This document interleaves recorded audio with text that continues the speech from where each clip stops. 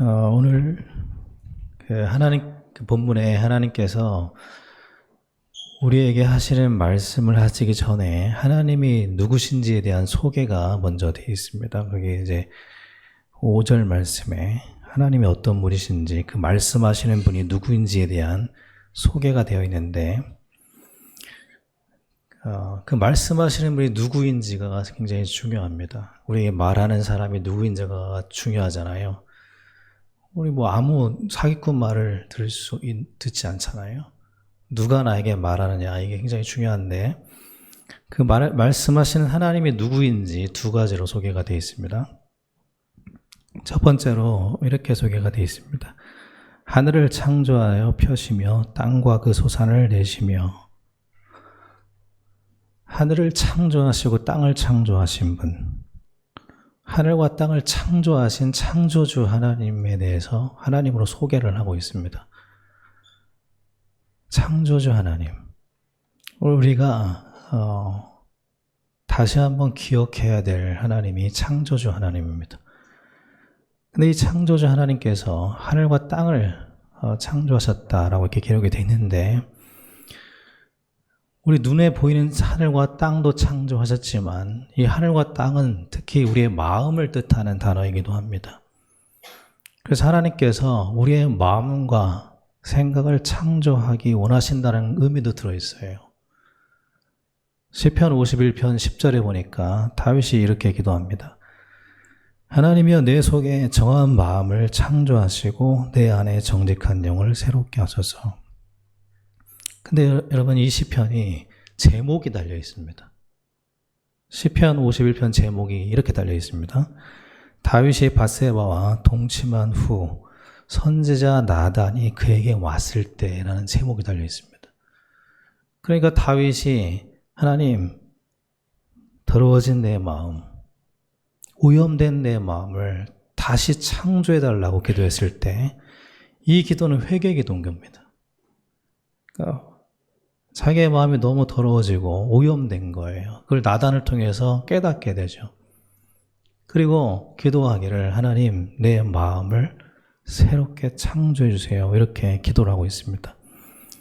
근데 그 기도를 하나님은 성경 말씀으로 남기셨죠. 우리가 늘 보고 묵상할 말씀으로 남기셨습니다. 그 이유는 뭡니까?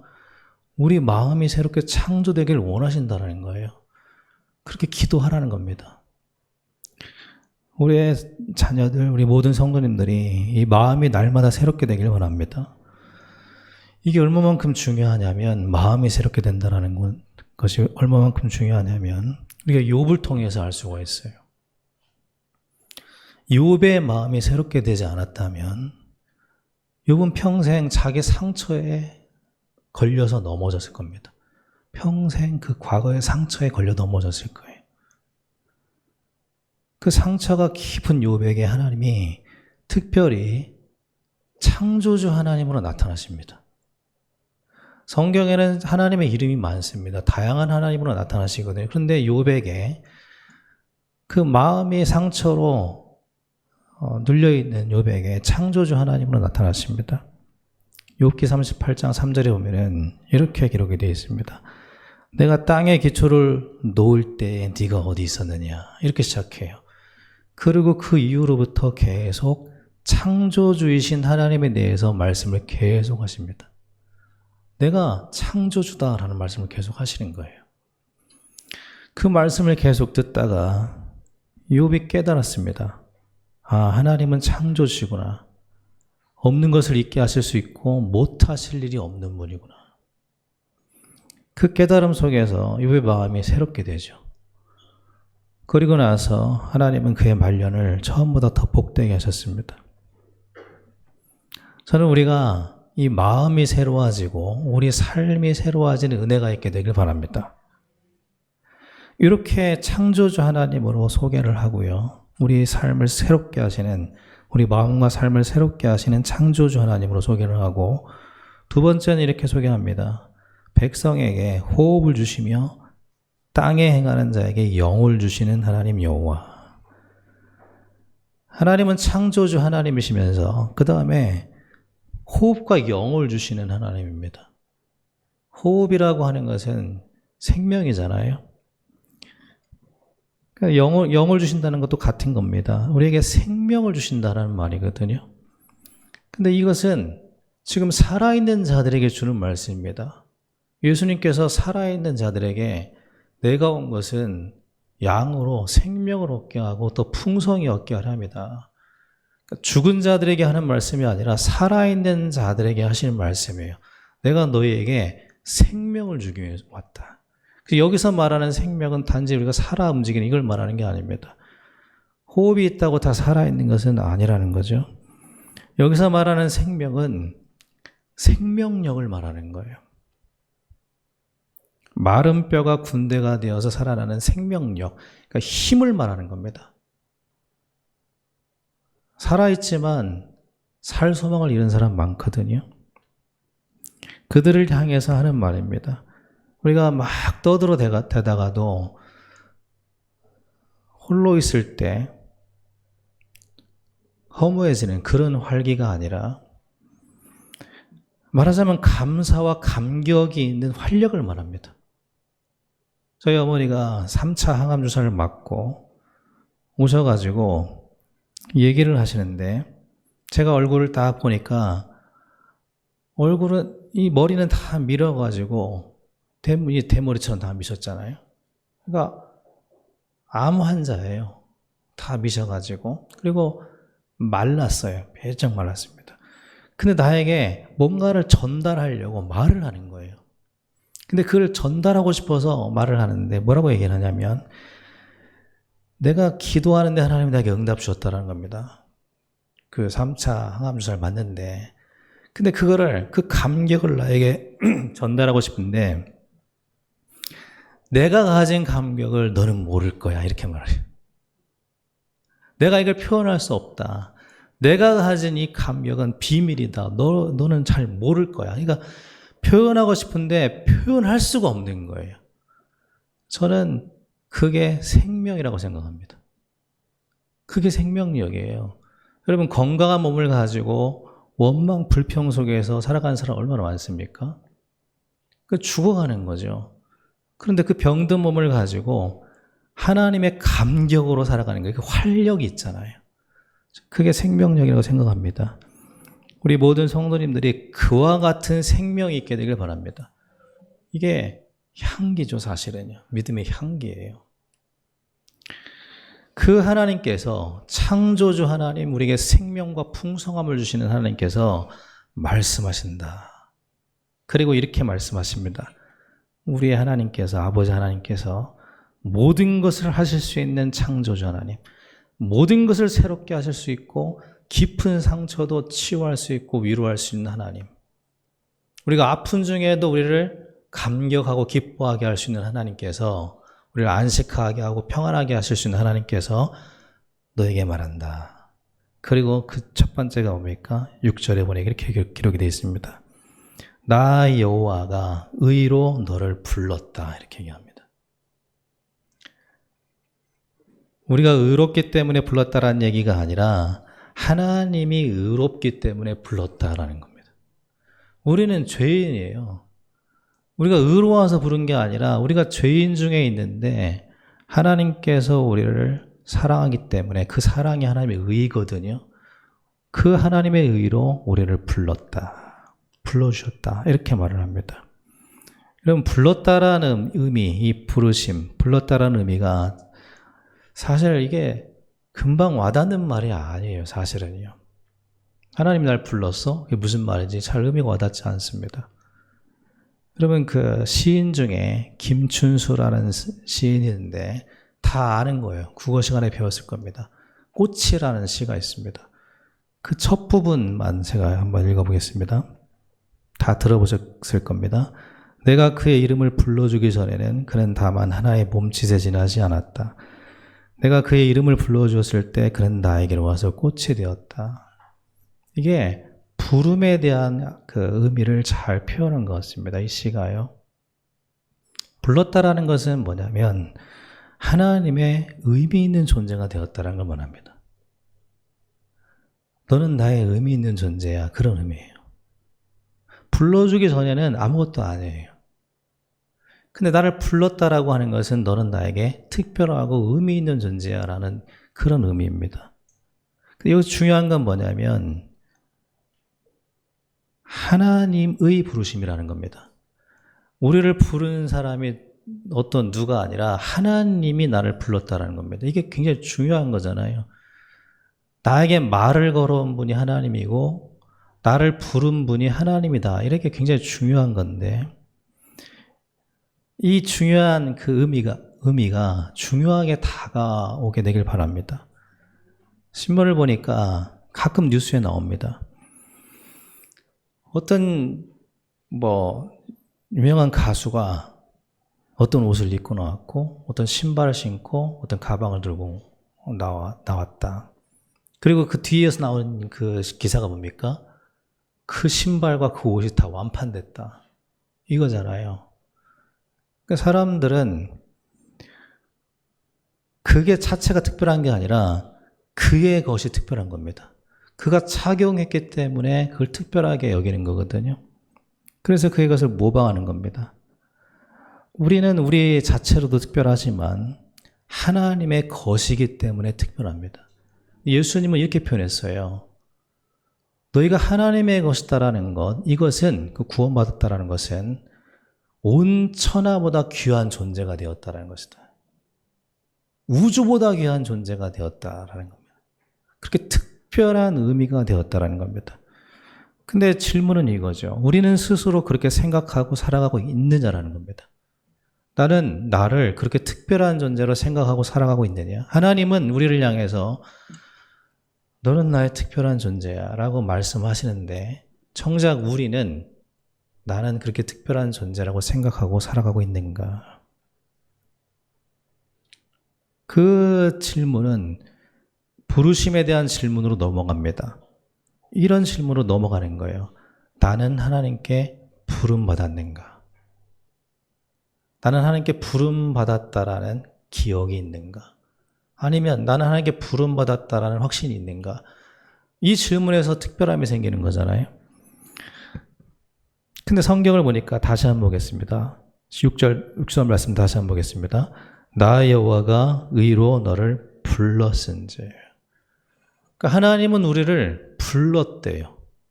앞으로 부를 거야가 아니라 내가 의로 불렀다. 내가 너를 사랑하기 때문에 너를 불렀다라고 얘기합니다. 불렀어요, 우리를 이미. 우리 불렀다라는 겁니다. 근데 왜 하나님이 나를 부르셨는데 우리는 그 부르심에 응답하지 못합니까? 이런 경험이 있을 겁니다. 내가 누군가를 쫓아가면서 부르는데 안 듣고 계속 앞을 향해 가는 거예요. 그런 거 경험 있으시죠? 그게 왜 그렇습니까? 나중에 내가 너 불렀는데 왜 못 들었어? 라고 말하면 그가 와서 말합니다. 아, 내가 딴 생각하느라고. 뭔가에 사로잡혀 있어서 부르는 소리가 안 들리는 거예요. 그러니까 부름이 없었던 게 아니라 내가 다른 생각에 사로잡혀 있기 때문인 겁니다. 그 성경은 모세가 하나님의 부름을 듣기까지 40년이 걸렸어요. 이 얘기를 합니다. 40년 만에 하나님의 부르심을 들어요. 근데 사실은 모세가 태어날 때부터 모세를 불렀죠. 그러나 다른 생각에 사로잡혀 있기 때문에 우리는 그 부르심에 응답하지 못하는 겁니다. 그 부름받았을 당시도 한번 생각해 볼까요? 모세가 드디어 떨게나무에서 자기를 부르는 하나님의 음성을 듣습니다. 40년 만에. 근데 그때도 모세는 부름을 받고도 의심으로 시작합니다. 우리가 다 사실은 그렇습니다. 근데 그 의심이라는 게 어떤 의심이었냐면 하나님에 대한 의심이 아니었어요. 그 의심은. 우리가 다 그렇거든요. 어떤 의심이었습니까? 모세가 품고 있었던 의심은 어떤 의심이었습니까? 자기 자신에 대한 의심이었죠.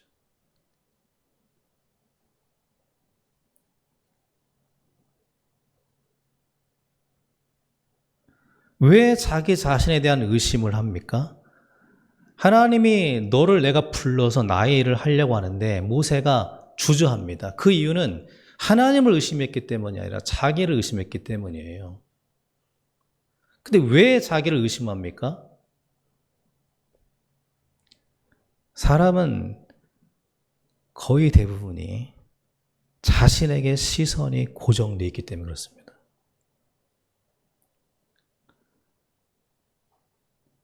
저는 부모로도 있지만 목회자로도 있고 부모로도 살아가지만 이렇게 보면은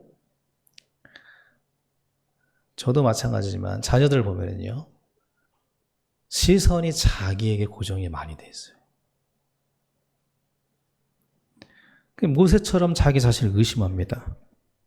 자기 자신에 대한 집착에 빠져 있어요. 근데 성경은 이런 얘기를 합니다. 너에 대한 의심에서 벗어나는 길은 네가 성공자의 길을 걸어가는 게 아니라 너를 성장시키는 데 있는 게 아니고 하나님에 대한 믿음이 생길 때라는 거예요. 하나님에 대한 믿음이 생길 때 인간은 자기 자신에 대한 의심을 벗어날 수 있대요. 나는 왜 이럴까? 나는 못해요. 이건 나에 대한 의심이잖아요. 그걸 벗어나는 때가 언제냐면 하나님에 대한 믿음이 생겼을 때 그걸 벗어날 수 있대요. 그러니까 우리 스스로 인간은 자기에 대한 의심에서 벗어날 길이 없는 존재입니다. 그래서 하나님이 어떻게 하시냐면 이렇게 하십니다. 그 모세의 시선, 자기에게 고정되어 있는 시선을 하나님께 돌리기 위해서 하나님이 하시는 게 뭐냐면 기적을 보여주셔요. 하나님을 나타내십니다.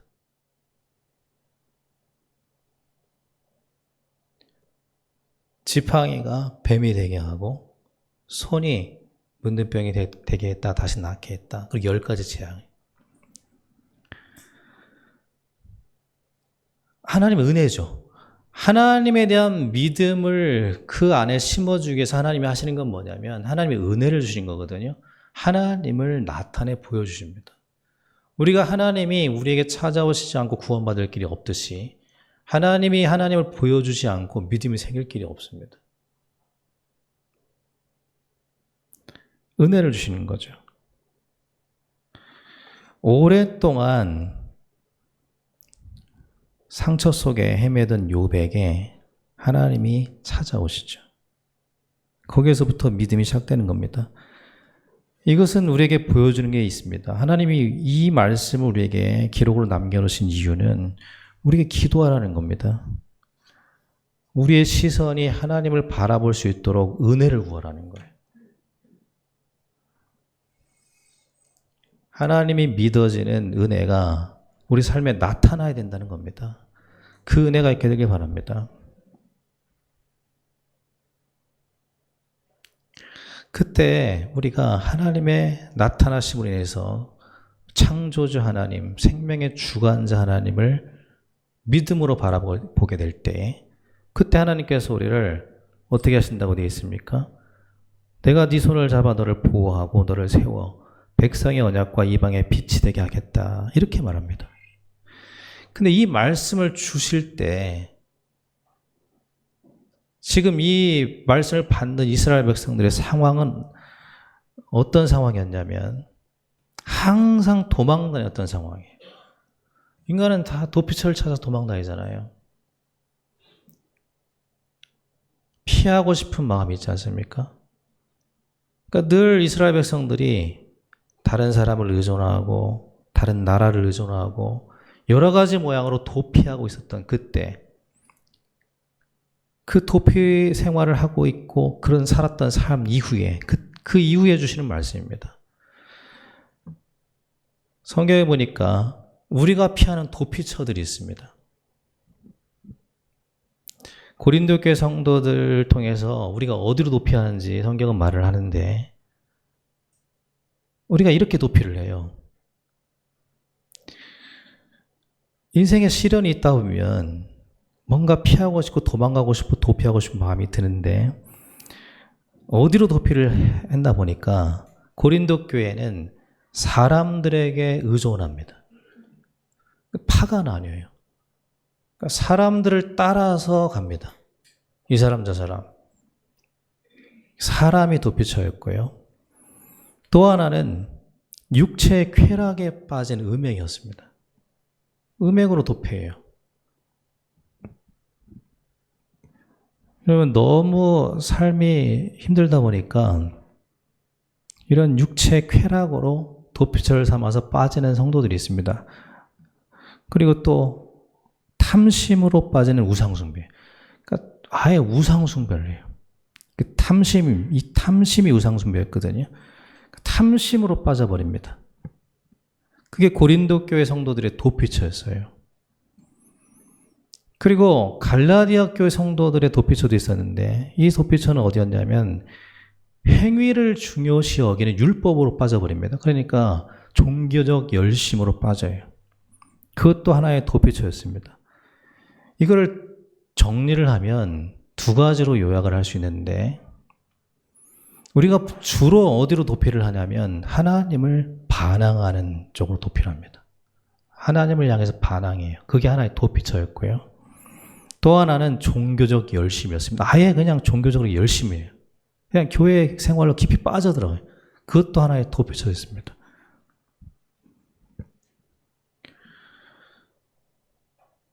그런데 이런 도피들의 결과는 안식이 없는 거예요.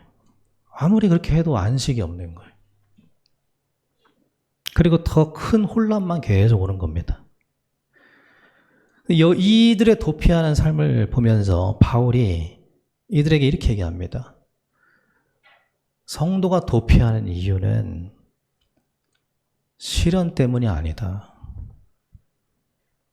성도들이 도피하고 무너지는 이유는 시련 때문이 아니고 그 시련이라고 하는 것은 하나님께서 충분히 감당할 수 있는 시련만 주신다. 그리고 피할 길도 내어주신다. 그러니까 성도가 시련 때문에 도피한다라고 하는 그 합리 정당화는 성경에서는 통하지 않는다. 왜 무너지냐? 왜 시련이 왔을 때 성도가 도피하고 무너지냐? 그 이유는 믿음이 상실됐기 때문이다. 이렇게 얘기합니다. 그러니까 믿음을 잃어가기 때문에 상실된다는 거예요. 근데 왜 믿음이 상실되느냐? 바울은 이렇게 얘기합니다. 너희가 하나님의 가르침을 받지 않고 사람의 가르침을 받기 때문이다. 왜 그렇습니까? 믿음은 들음에서 나는 거기 때문에. 우리가 듣고 있는 말이 우리의 삶의 방향을 정한다는 겁니다. 우리가 주로 듣고 있는 그 말들, 많은 말들을 듣고 있잖아요. 근데 그 말이 결국에는 우리의 믿음의 방향을 결정한다. 성령의 가르침을 받지 않고 사람의 가르침을 받기 때문이다. 이렇게 얘기합니다.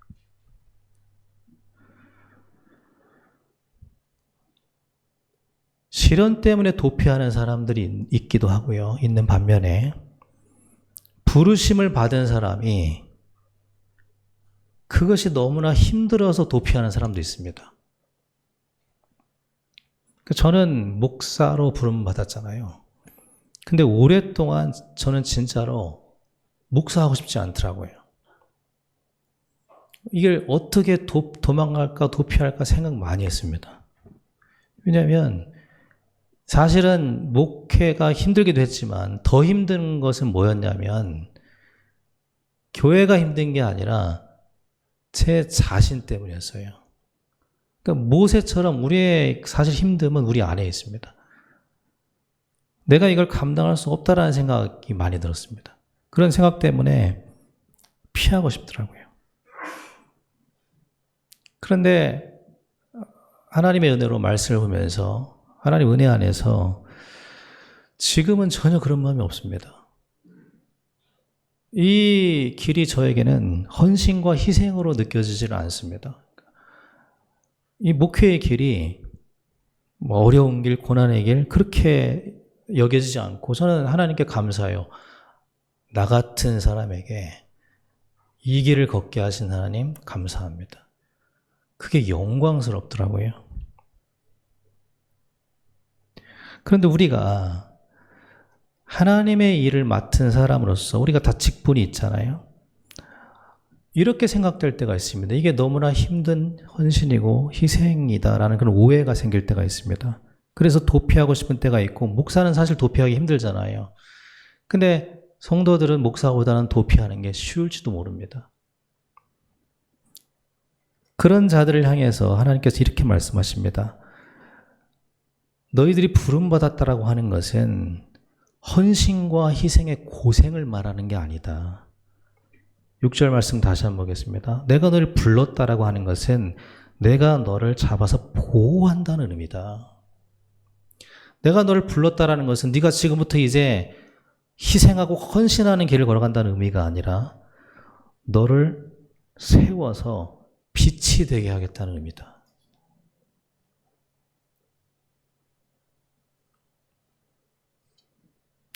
이 말씀 그대로 우리가 그런 부르심의 축복을 누리게 되길 바랍니다. 하나님의 부르심이라는 것은 하나님이 우리를 붙드신다라는 의미라는 거예요. 너는 낡아 빠진 펜에 불과 있는데, 무가치한 펜에 불과 있는 네가 너를 볼 때도 너무나 무가치하고 보잘것없었지만 내가 너를 불렀다라는 것은 내가 너를 붙들겠다라는 의미다. 큰 축복이고 영광이고 빛이 되는 길이다. 근데 이게 오해하기가 너무 쉬운 거예요. 우리 딸 중에 한 명이 저에게 이렇게 물었습니다. 아빠, 나도 바울처럼 살아야 되냐는 거예요. 근데 그 질문 제가 듣는 순간 이렇게 이해가 됐습니다. 나도 바울처럼 고난당해야 되냐, 이런 질문인 것 같았어요. 왜냐하면 바울의 삶은 그냥 고난 그 자체였잖아요. 특별한 어떤 성취나 결과도 없이 그냥 고난 자체였잖아요. 감옥에서 숨겨당했습니다. 그러니까 나도 바울처럼 살아야 되냐, 이런 질문은 나도 그런 고난을 당해야 되냐, 이제 이런 질문인 것 같아요. 여러분은 어떻습니까? 여러분 그렇게 살아야 된다고 생각하십니까? 그래서 제가 대답해 줬습니다. 아니야, 너는 요셉처럼 살아. 내가 바울처럼 살게. 너는 다윗처럼 살아. 내가 바울처럼 살게. 왜냐하면 바울은 목사였으니까. 너는 목사가 아니잖아. 너는 평신도이니까 요셉처럼 다윗처럼 살아. 그리고 내가 너를 그렇게 살도록 기도해 줄게. 여러분, 그게 부모의 심정 아닙니까? 그러면 우리의 아버지 하나님의 심정은 어떨까요? 우리가 고난받기를 원하실까요? 아니요. 아버지가 대신 고난을 받으셨습니다. 왜요? 우리를 구원의 축복으로 넣으시려고요. 우리를 영광스럽게 하시려고요.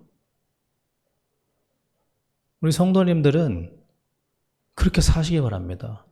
요셉처럼 다윗처럼 영광스럽게 사시기 바랍니다. 바울의 길은 목사가 가면 돼요. 저는 그렇게 기도합니다. 지금도 우리 성도님들을 위해서. 제가 해야 될 가장 중요한 일은 우리 성도님들을 위해서 중보기도 하는 거예요. 그걸 쉬는 게 저한테는 죄입니다. 계속 기도하고 있습니다. 우리 성도님들을 위해서. 그 영광의 길을 여러분들은 걸어가시길 바랍니다.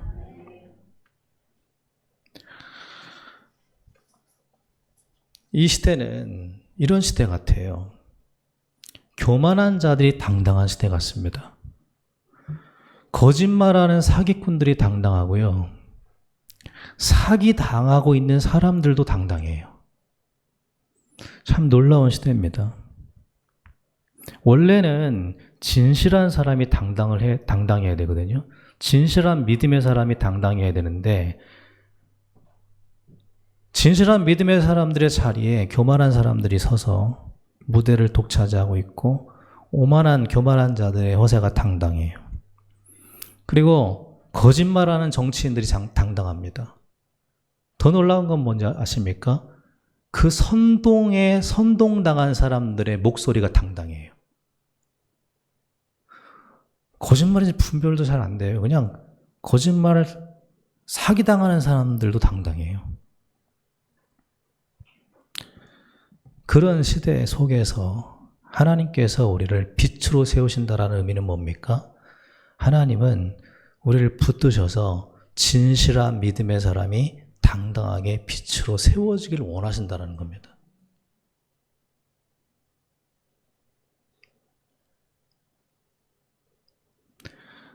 소박해요. 눈에 보이지 않고, 그리고 평상시에는 별 잘 모릅니다. 근데 없으면 알아요. 소금이 얼마나 중요한지, 빛이 얼마나 중요한지 없으면 압니다. 우리가 그런 진리로 소금처럼 빛처럼 당당한 빛이 되기를 원하신다는 겁니다. 그렇게 세우시려고 우리를 부르셨대요. 우리 청년들이, 저는 특별히 청년들을 위해서 기도 많이 하거든요. 계속 기도합니다. 우리 청년들 앞에 이 믿음의 영광의 대로가 열리기를 기도합니다. 진리로 당당해, 진리로. 여러분이 들어가 있는 세상은 허세의 당당함이 여러분을 마주할 겁니다. 그 속에서 믿음으로 당당하시기 바랍니다. 주눅들 이유가 없잖아요.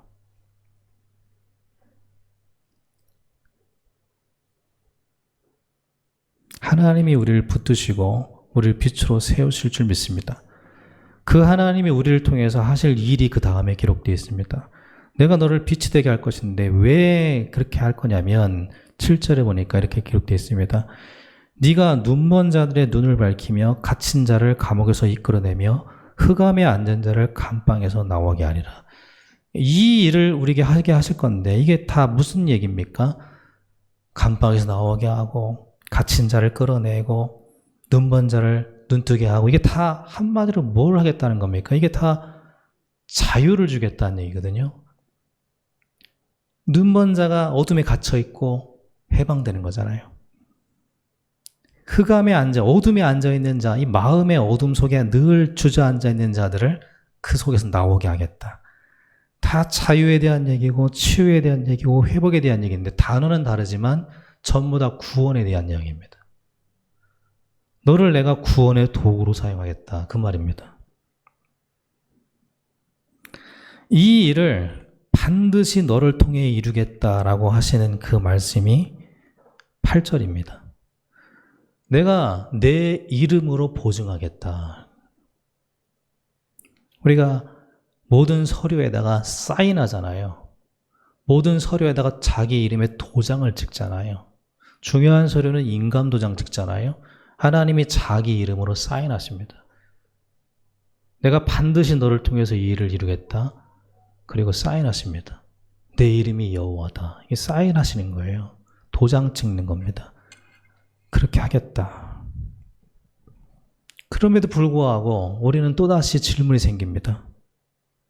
우리가요? 어떻게 우리가 이렇게 한다는 말입니까? 나도 지금 안 되고 있는데, 나도 지금 무너져 있는데, 나도 지금 연약한데 우리가 어떻게 하겠다는 겁니까? 모세의 질문이에요. 우리는 또다시 나에게로 시선을 돌립니다. 그때 하나님께서 이렇게 말씀하십니다. 아니, 내가 너를 붙들리라. 내가 너를 도우리라. 네가 스스로 하라는 말이 아니라 내가 너를 붙들리라. 나 여호와의 말이니라. 도장증 사인했습니다. 그 하나님을 믿는 믿음이 조용히 일어나게 되길 바랍니다. 그러니까 한마디로 말하면 하나님의 방법은 뭐예요? 붙드심이라는 거예요. 붙드심. 하나님의 방법은 하나님의 붙드심이라는 겁니다. 내가 너를 돕겠다라는 거예요. 왜 우리가 하나님께서 우리를 도우신다는 겁니까? 그 다음 절이에요. 8절 뒷부분입니다. 나는 내 영광을 다른 자에게, 내 찬송을 우상에게 주지 아니하리라. 내가 이거 다른 사람에게 가짜 영광을 추구하는 자들, 교만한 허세의 영광, 그 영광을 가로챈 자들, 그들에게 영광을 빼앗기지 않겠다. 영광은 나의 것이고 또 누구의 것입니까? 아들의 것이다. 자녀의 것이다. 내 영광을 내 자녀에게 주겠다. 부름받은 너에게 주겠다. 이 얘기입니다. 빼앗기지 않겠다.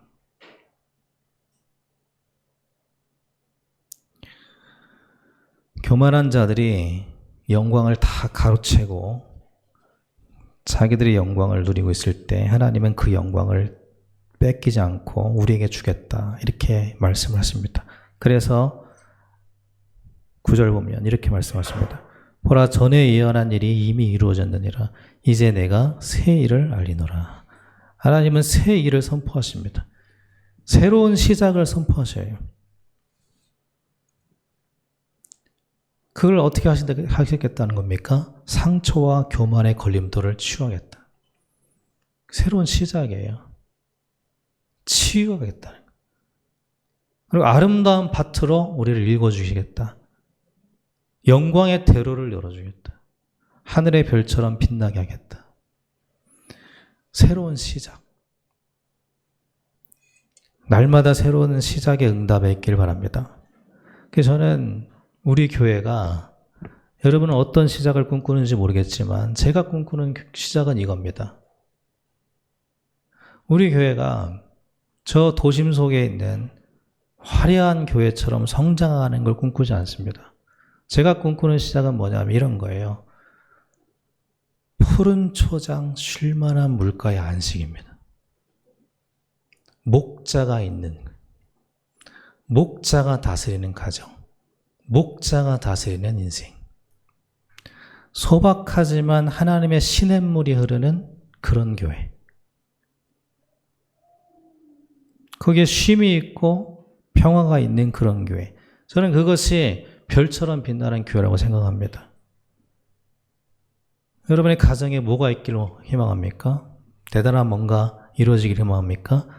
저는 모든 가정마다 푸른 초장, 쉴만한 물가, 안식이 있는 가정이 되길 원합니다. 그 안식 속에서 맺어지는 풍성함이 있게 되길 바랍니다.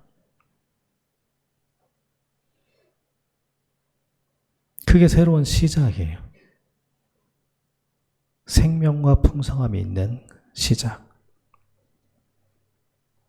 그러나 성경은 이렇게 말합니다. 이렇게 되도록 기도하라 이렇게 말합니다. 우리가 기도해야 될 이유가 여기 있습니다. 하나님께서 이렇게 하신 모든 말씀이 우리에게 다 이루어지도록 기도하시기 바랍니다. 우리 남은 인생에 감사가 넘쳐나길 바랍니다. 그게 생명력이에요. 그리고 성도로서 지금부터 별처럼 빛나는 하나님께서 우리를 붙잡아 주시고 도우심으로 영광의 대로를 걸어가는 우리 모든 성도님들, 우리 후대들 그 길이 되기를 예수님의 이름으로 축원합니다.